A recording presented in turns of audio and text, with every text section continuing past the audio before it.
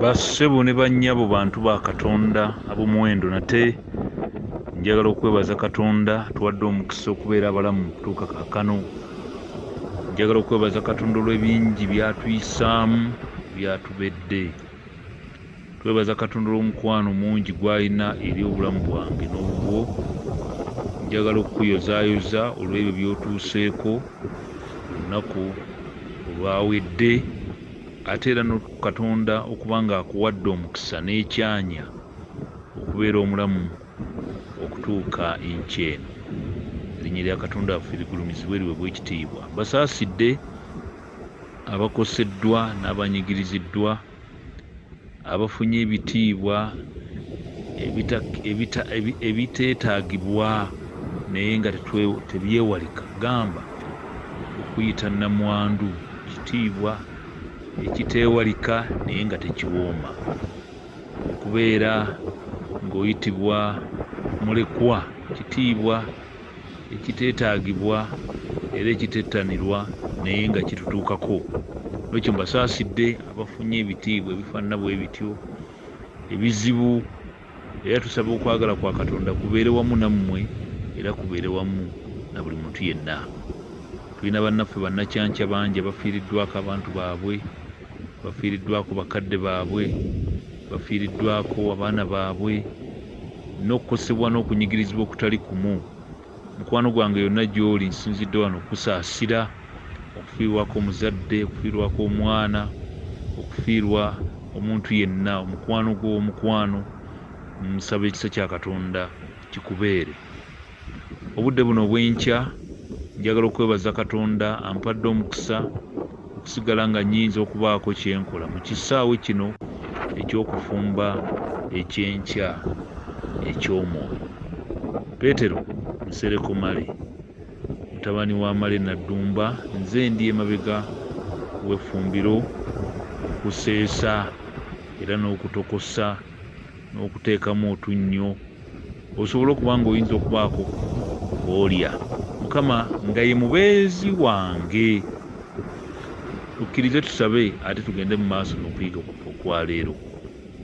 Kitaffe nannyini buyinza, Kitaawe wa Mukama waffe Yesu, tweyanze omukisa gwe tufunye okubeera abalamu okutuuka kaakano.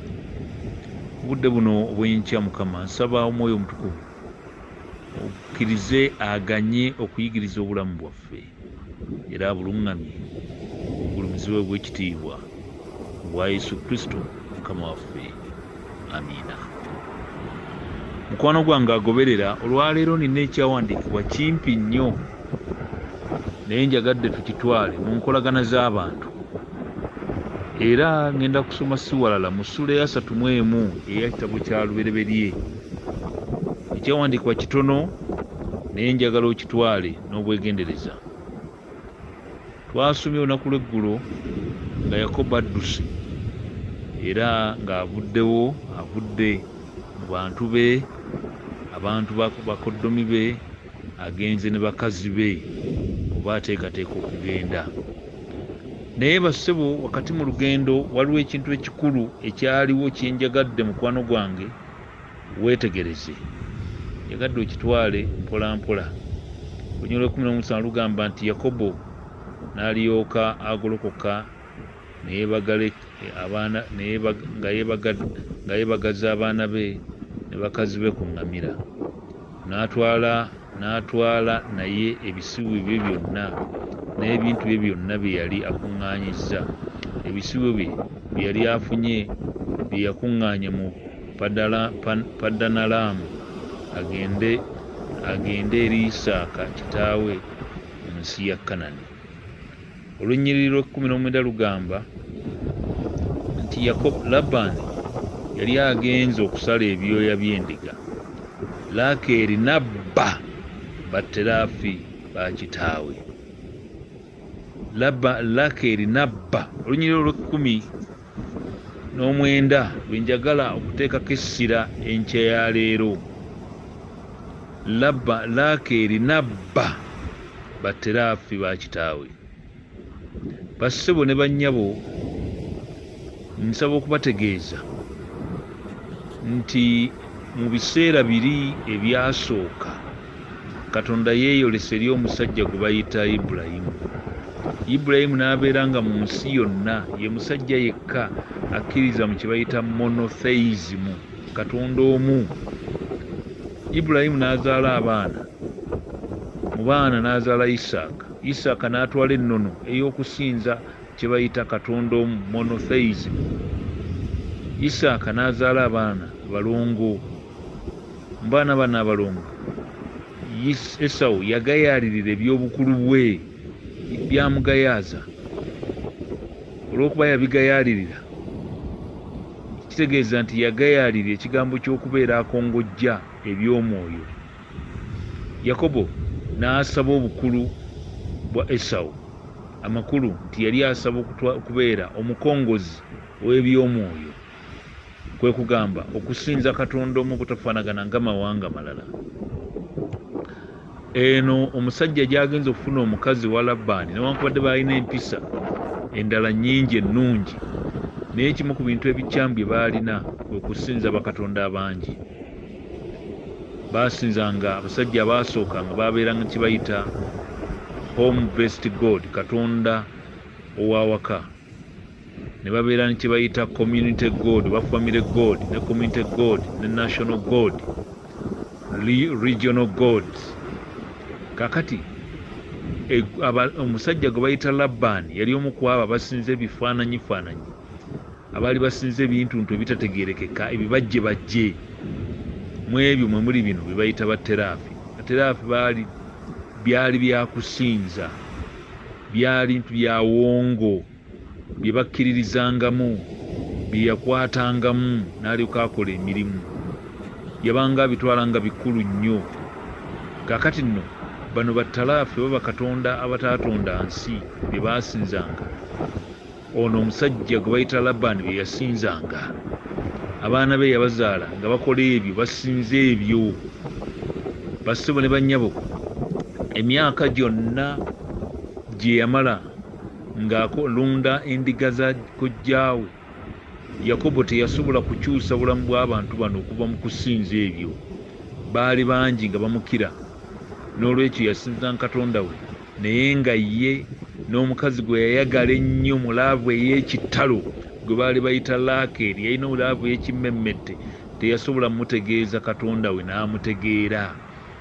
Kituufu nkuba akafaananyi Laakeeri yageegenyanga. Ono bwe yalinga agenda okusaba okulya ekintu, n'amala okusaba, Laakeeri n'amutunuulira n'agamba nti olina Katonda wo, naye naffe tulina owaffe. Ebbanga lyonna Yakobo bye yamala wa Labbaani, newankubadde ng'akola ebinene, Labbaani n'agaggawala n'ebirala, kyokka ekyo tekyakyusa Labbaani okukkiririza mu bakatonda abalala. Bassebo ne bannyabo, kyannaku nti ate Yakobo yali awaluddwa n'atandika okubaako ebintu ebiringa ebyobusamizi bye byatandise, ng'akozesa obuntu obutategeerekeka, obutafaanagana na bya mwoyo gye yakulira. Obanga obadde mu bantu abatali balungi n'obabeeramu ekiseera, mpolampola bakuwalula okakkana ng'otandise okubafaanana. Engeri zaabwe ez'ekikaafiiri zitandika okuyimirira mu bulamu bwo, era ogenda okulaba ng'otandise okubafaanana. Y'ensonga lwaki oluusi baga nti amasomero ag'ekikristaayo, population esinga obunene yandibadde y'abakristaayo. Ekigendererwa obungi ne influence y'abantu abatali bakristaayo baleme okubuunikira obukristaayo. Yakobo ebbanga lye yamalayo nkugambye teyasobola kukyusa bulamu bw'abantu bano, naye nkuba akafaananyi nti mu mukwano mungi baageegenyanga byakkiriza. Abasajja bano baalowooza nti Katonda ono wa Yakobo y'omu ku bakatonda ng'ab'ensi bwe bafaanana bakatonda b'ensi, n'olwekyo baagamba nti beera ne Katonda w'oyo naffe tubeere n'owaffe. Yakobo bw'agenda okuwasa abakazi bano yabawasa, naye nga balina bye bakkiriza, bye batwala nga bikulu, kwe kukkiririza mu bitali Katonda, mu bibajjebajje n'ebibumbebumbe n'ebifaanana bwe bityo n'ebyobusamize baabikkiririzangamu. Yakobo bwe yali asimbula okuva mu nsi eno ng'atwala ebibye, waliwo kyagenze nakyo kyatategedde, kyekiri mu lunyiri luno olw'19. Labbaani yali agenze okusala ebyoya by'endiga. Laakeeri n'abba bateraafi ba kitaawe. Amakulu nabba ebyobusamize ebikozesebwa mu busamize bakatonda ba kitaawe n'ababba. Ebyawandiikibwa nga bwe tunaalaba mu maaso bwe yababba teyabanjulira mwami naye yatambula nabo banyweze obufumbo bwe, yatambula n'ebintu bye bikuume obulamu bwe, bimutaase, bimukulembere. Yatambula n'amaanyi ge gano gayitankanya maanyi agankuuma n'atambula nabo.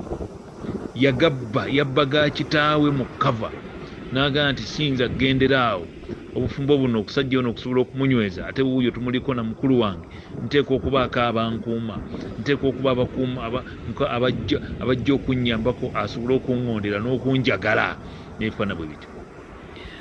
Mikwano gyange abawuliriza, omusajja ono omwana omuwala ono Laakeeri omulungi Yakobo gwe yayagala okuzaama ayina byagenda nabyo, ajja mu bufumbo ng'ayina kyajja nakyo. Nina essanyu, nina ennaku okubategeeza nti abantu bangi abayingira mu bufumbo ne bajja mu kkanisa ne bagattibwa mu kkanisa, abaana bano abawala balina bye bajja nabyo okufaanagana nga Laakeeri. Bajja n'ebintu ebyawongo wakati mu bufumbo bwabwe, bajja n'ebintu byabasibirira ekiro, bajja nabyo ng'abasajja tebamanyi, bajja babasibye babafundikidde ebintu ebitategeerekeka ne bayingira mu bufumbo naye nga balina ebintu byabwe byebakkiririzaamu ebirala. Kyannaku njagala otunuulira Yakobo nga ye musajja agenda okukongojja eby'omwoyo. He is a spiritual leader now. Ayimiriddewo ng'omusingi gw'okutambuza kye bayita monotheism. Bw'eba kkanisa ye mukulembeze w'ekkanisa, ye kabona omukulu, mukadde we akadde yawedde ku mpagala, aweddewo muganda we mukulu we yayonooneka mu by'omwoyo sirabifaako, ono asigadde ye munyenye Katonda gwagenda okuyitamu alyoka azaale Isirayiri. Naye munyenye bwe badde ewasizza omukazi ng'omukazi musamize. Bassebo ne bannyabo kyannaku naye nga ke mazima. Kisoboka nnyo nnyini ddala obusamize okulumba ne mu nnyumba gy'otasuubira kubeeramu. Kisoboka nnyo obusamize okubeera nga kiri bulingidde mu nnyumba gye wandirowooza nti nnyumba ya bwakabona, busoboka okuyingira. Bassebo ne bannyabo nsaba okubategeeza nti onaze n'ebyobusamize ebivudde wa kitaawe agenda nabyo. Omukazi abirina abikukusa. Kitalo era kitalo nnyo. Yandibikukusirizza awalala naye emunyenye Katonda gy'alina, the only star, Katonda omuntu gwa mu kiseera kino we twogerera, the only person who believes in what we call monotheism. Katonda ekyobugagga kyalina ku nsi mu kiseera kino ekigenda okukongojja eby'omwoyo yali Yakobo. Naye Yakobo omukazi gwawasizza atambudde n'ebyawongo, abijjewaka.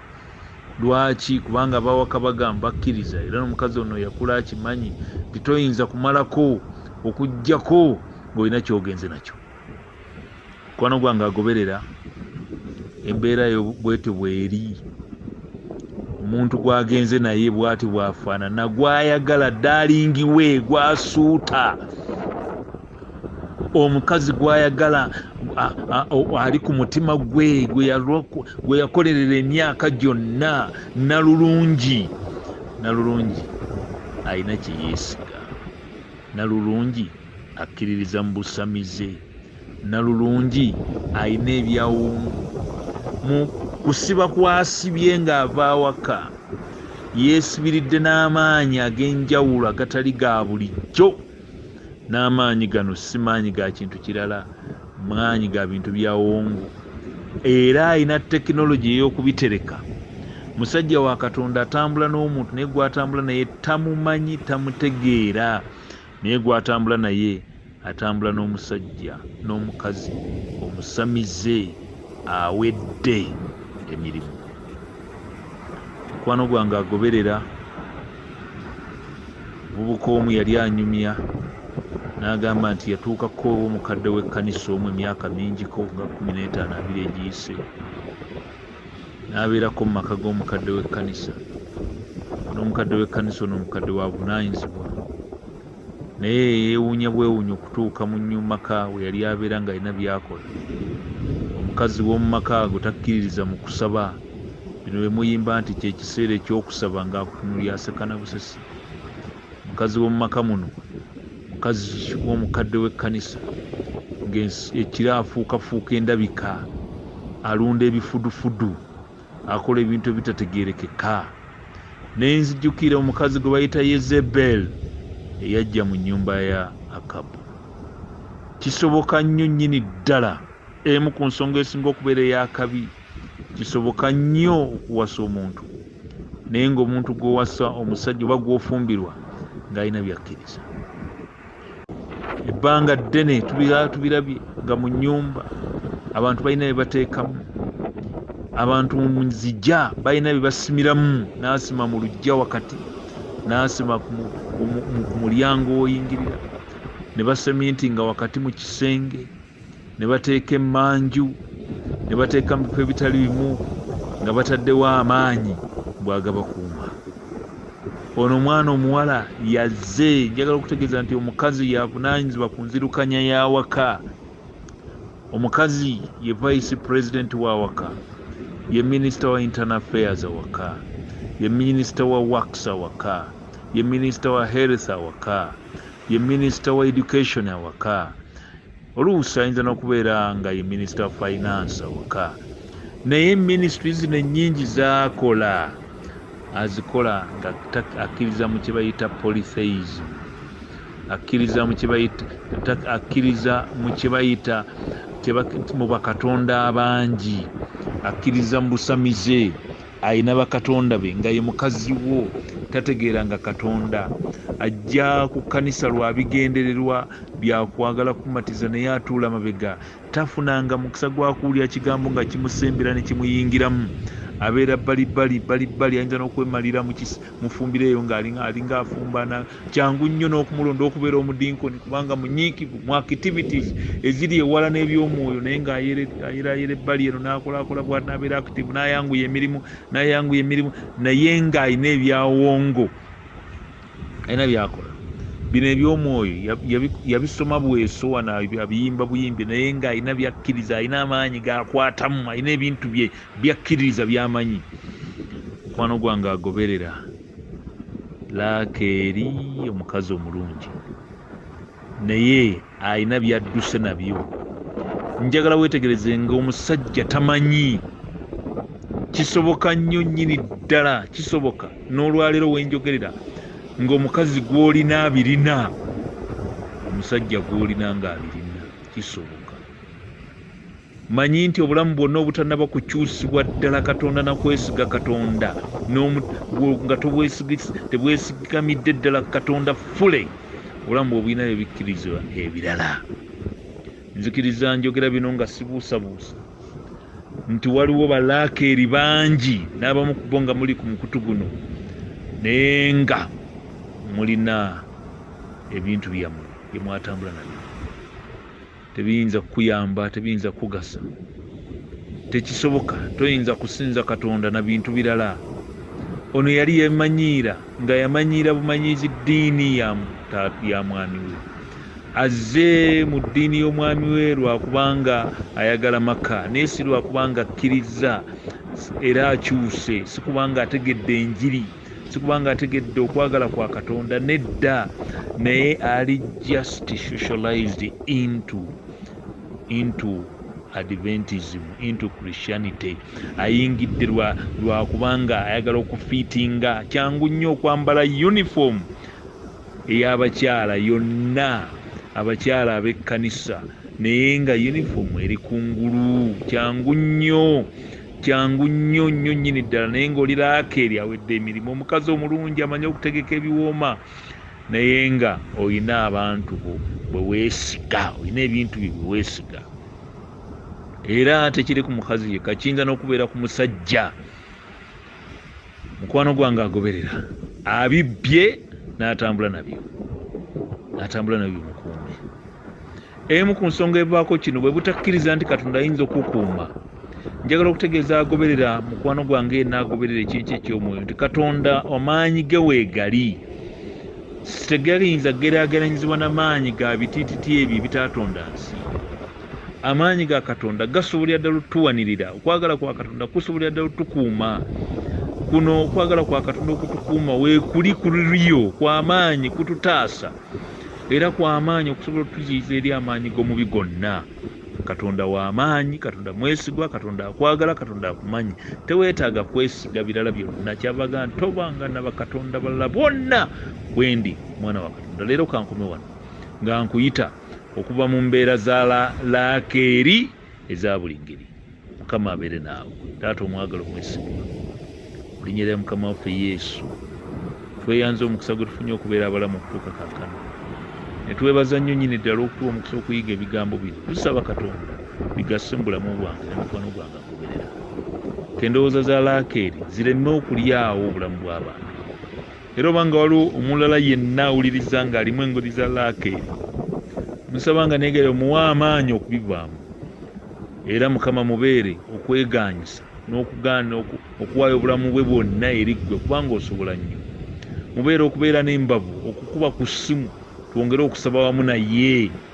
Wa Yesu Kristo Mukama waffe. Amin.